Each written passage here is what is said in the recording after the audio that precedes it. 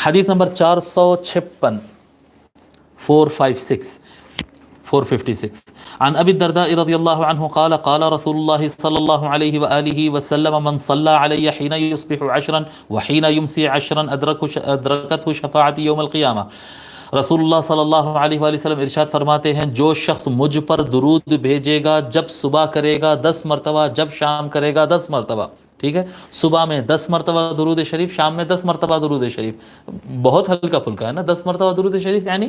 20 second کا کام، 30 second کا کام، overall آپ صبح شام کا ملا کے 1 منٹ کا کام ہے، تو زیادہ پڑھنا چاہیے، ایک منیمم ایک نمبر بتا رہے ہیں۔ جو آدمی دن میں صبح میں 10 مرتبہ درود شریف پڑھے اور شام ہو تو شام میں 10 مرتبہ درود شریف پڑھے،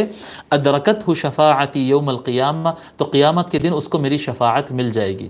دیکھیں کام کتنا چھوٹا ہے، مطلب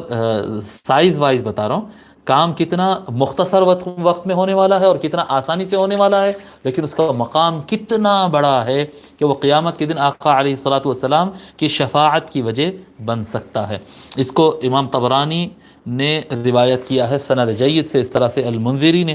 ترغیب و ترہیب میں کہا ہے۔